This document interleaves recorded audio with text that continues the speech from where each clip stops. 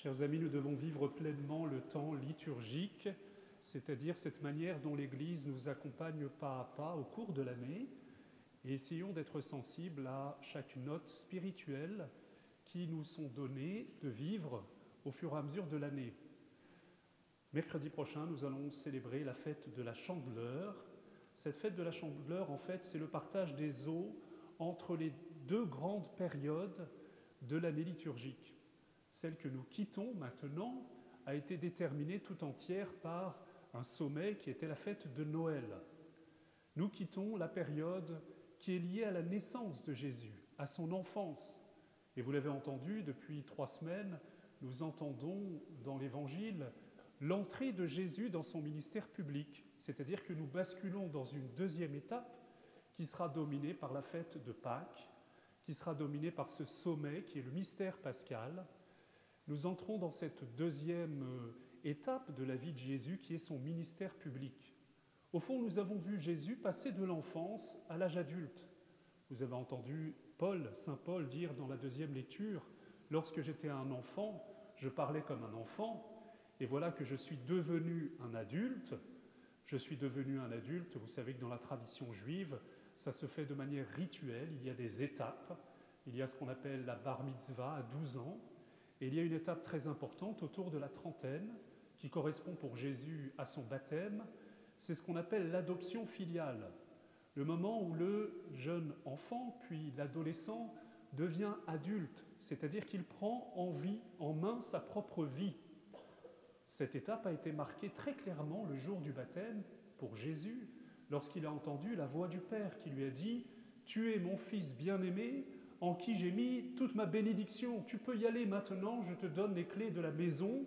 Cette maison que je t'ai confiée, c'est le monde que tu dois sauver maintenant. » Donc Jésus a basculé de cette période de sa vie qui était déterminée par l'anonymat, ce qu'on a appelé la vie cachée, et il bascule dans la vie publique, où il prend en main sa mission et il fait don de sa vie. Eh bien, voyez, ces deux étapes dans la vie de Jésus, nous devrions les retrouver dans toute vie chrétienne. Nous devrions les retrouver dans votre vie comme dans la mienne. Il y a une première période de la vie spirituelle qui est marquée d'abord par l'attitude de l'enfant. L'enfant reçoit de l'amour, l'enfant reçoit de l'éducation. L'enfant est d'abord déterminé par l'impératif de grandir, de croître. Eh bien, il y a un sacrement qui est le sacrement de la naissance à la vie de la grâce, qui fait de nous des enfants de Dieu, c'est le sacrement du baptême. Et ce sacrement, la majorité d'entre vous, vous l'avez reçu au matin de votre vie. En même temps que vous êtes nés à la vie naturelle, vous êtes nés à la vie de la grâce. Et par la suite, il y a un sacrement, celui que nous vivons tous les dimanches, pour ceux qui vont à la messe tous les jours, le sacrement de l'Eucharistie, qui est un sacrement de croissance. Je laisse la grâce de Dieu grandir en moi pour me fortifier. Mais il y a une deuxième étape dans la vie spirituelle, et celle-là, je voudrais en parler un peu ce soir, c'est celle qui correspond au passage à l'âge adulte dans la vie spirituelle. Elle est marquée par un sacrement qui est le sacrement de la confirmation.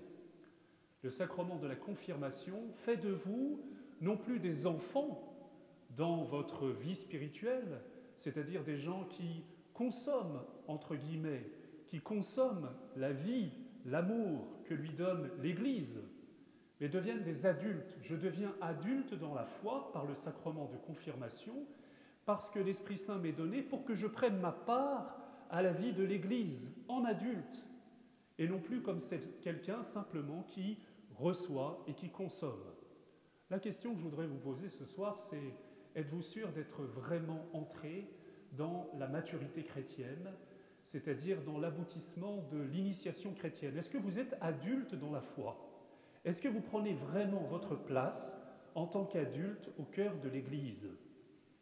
Vous savez qu'on peut passer notre temps, et le sujet que j'évoque aujourd'hui est particulièrement délicat aujourd'hui. On pourrait dire que jusqu'à il y a 50 ans, l'objectif d'un enfant était de devenir un adulte. C'était une insulte quand on disait qu'on était encore enfant tard. Et puis il y a eu l'apparition d'une catégorie qui n'existait pas auparavant, qui est née, une espèce de no man's land, d'une catégorie de la population qu'on appelle, je ne sais pas si ça vous parle, les adolescents. Alors c'est ni des enfants ni des adultes. ça a des désirs d'adulte, mais avec une mentalité d'enfant. C'est-à-dire que ça continue à consommer, à recevoir, sans jamais se demander qu'est-ce que la société peut attendre de moi, qu'est-ce que l'Église attend de moi. Alors je suis dans une attitude qui est tournée d'abord vers mon petit moi, et puis mes caprices ou mes désirs à satisfaire. Et je me tourne vers l'Église ou vers la société, vers l'État, comme quelqu'un qui est toujours à revendiquer des droits pour moi, pour mon épanouissement personnel, mes petits droits à moi, à moi, à moi. Et bien précisément, toute la vie chrétienne a pour objectif de vous faire basculer dans une attitude qui soit, et une question que nous devons nous poser, non pas qu'est-ce que je dois revendiquer de l'État, par exemple, ou qu'est-ce que je dois revendiquer de l'Église, mais qu'est-ce que je peux donner à l'Église? Qu'est-ce que l'État peut attendre de moi? Messieurs, figurez-vous, il y a quelques années encore, l'État exigeait de vous que vous donniez un certain nombre de mois, les plus beaux mois de votre jeunesse, pour faire un service militaire. Et il n'est pas si loin le temps où vous étiez prêts et on pouvait exiger de vous que vous fassiez don de votre vie pour le service de la société, pour le service de l'État, pour le service de l'Église aussi. Eh bien, nous avons petit à petit, à mon avis, perdu cette attitude. Et nous devons redevenir des adultes dans la foi. Des adultes dans la foi, c'est ce dont parle saint Paul depuis 3 semaines dans la deuxième lecture, avec cette magnifique description des charismes. L'Église, c'est cette communauté d'adultes qui s'engagent. L'Église, c'est la communauté des chrétiens confirmés. Confirmés, ça veut dire qui ont reçu le sacrement, des soldats, des témoins, de ceux qui s'engagent pour le royaume, de ceux qui ont reçu les armes pour aller conquérir et établir le royaume de Dieu sur terre. Et non pas simplement attendre que par la magie de je ne sais pas quelle prédication, où il y en a toujours d'autres qui devraient le faire, après tout c'est le rôle de la hiérarchie, du pape, des évêques, des prêtres. Non, le chrétien adulte prend pleinement sa place dans l'Église. Et des charismes, il y en a pour tous. Et ce que l'un d'entre vous fera, l'autre ne le fera pas. Et ce que vous ne ferez pas de l'expression, de la mise en œuvre de votre propre charisme, personne ne le fera à votre place. C'est pour ça que c'est si important de trouver notre place au cœur de l'Église et de l'assumer. Nous avons une spiritualité de l'engagement. Dieu, Jésus nous fait confiance. Il nous appelle et il veut nous associer à la mission pour le service de l'Église et de l'humanité. Alors, chers amis, je vous invite à faire mémoire, tous ceux qui ont été confirmés, et je fais une parenthèse, il y a trop de chrétiens aujourd'hui qui ne sont pas confirmés. Pour quelle raison? Parce qu'en général, la confirmation étant donnée à l'adolescence, et l'adolescence, beaucoup d'entre nous ont peut-être vécu à ce moment-là, vous savez, une crise de foi. Alors on renonce à recevoir le sacrement de la confirmation, et le drame, c'est qu'on s'engage après dans la vie sans avoir reçu le sacrement qui fait de nous des adultes dans la foi, sans avoir reçu l'esprit des adultes, l'esprit de force, l'esprit d'engagement, l'esprit d'assurance dont on a tellement besoin pour la mission de l'Église. Alors ceux qui ont reçu la confirmation, d'abord je termine ma parenthèse, ceux qui n'ont pas reçu la confirmation, demandez-la. À 80 ans, à 78 ans, tout à l'heure, il y a quelqu'un de 65 ans qui me l'a demandé et qui a dit « Je n'ai jamais osé vous dire que je n'ai pas reçu le sacrement de la confirmation ». Je lui ai dit « C'est formidable, un petit bébé qui va devenir adulte. » Voilà, une bonne nouvelle. Quelqu'un qui enfin décide d'entrer dans cette maturité chrétienne. Quelqu'un qui enfin laisse l'Esprit Saint se déployer en lui pour produire des fruits pour la mission, pour le royaume. Alors nous devons tous déployer cela. Rappelez-vous le jour de votre confirmation. Vous aviez peut-être 12, 13, 14 ans, 11 ans, je ne sais pas. Ce n'est pas l'âge où c'est le plus facile de se lever publiquement devant une assemblée et de parler seul devant tous. Et pourtant vous l'avez fait parce que l'évêque vous a appelé par votre prénom. Et vous avez eu le courage de vous lever en répondant avec force « Me voici ». Et vous n'étiez pas seul à vous lever, quelqu'un vous a rejoint, quelqu'un a posé sa main sur votre épaule droite. L'épaule droite, c'est le symbole de la force, c'est le symbole de l'autonomie. Les pôles, dans la Bible, c'est très fort. C'est le lieu du combat spirituel, du combat pour le royaume, le lieu de l'engagement. Cette personne a posé sa main sur votre épaule, cette personne représentait l'Esprit Saint Paraclet, celui qui se tient à nos côtés et qui ne nous abandonne pas depuis le jour de notre confirmation, qui nous parle à l'oreille en nous disant « N'aie pas peur de t'avancer, l'Église a besoin de toi, le monde a besoin de toi. » Et vous êtes avancé jusqu'à l'évêque, et l'évêque vous a oint de l'onction sainte, soit marquée de l'Esprit Saint, le don de Dieu, et normalement ensuite il vous a donné un soufflet, vous savez, une bonne baffe sur la joue pour vous réveiller. Alors malheureusement on fait un truc un peu aseptisé comme toujours aujourd'hui, mais je me souviens de ce garçon de 14 ans qui se préparait à la confirmation et qui avait écrit une lettre à l'évêque en lui disant « Par pitié, me faites pas un truc à 2 balles, donnez-moi une bonne baffe le jour de ma confirmation parce que j'ai besoin de sentir que vous vous appuyez sur moi et que je suis un soldat du royaume. » Voilà un garçon qui avait tout compris. D'ailleurs, après, il m'a dit qu'il avait été déçu. Alors, je lui ai offert de compléter le soufflet et il m'a dit que ça allait, qu'il avait été validé pour la vie, qu'il avait été envoyé en mission. Figurez-vous que ce jeune homme, comme beaucoup d'autres, avant d'avoir reçu ce soufflet de l'esprit de l'évêque, aura écrit une lettre à l'évêque. Une lettre par laquelle, et vous l'avez fait sans doute, c'est peut-être pour beaucoup d'entre vous la première lettre qui vous a autant engagé, dans laquelle vous avez parlé de vous et vous avez offert votre vie à l'Église. Vous avez dit à l'évêque, successeur des apôtres, c'est-à-dire de ceux qui ont comme mission de conduire le peuple de Dieu, les armées du Christ, eh bien, vous avez dit votre disponibilité. Je m'offre, je veux faire de ma vie une éternelle offrande pour que le royaume advienne sur ce monde, dans ce monde. Vous avez dit votre disponibilité pour la mission de l'Église et l'évêque l'a reçue et il s'appuie sur vous.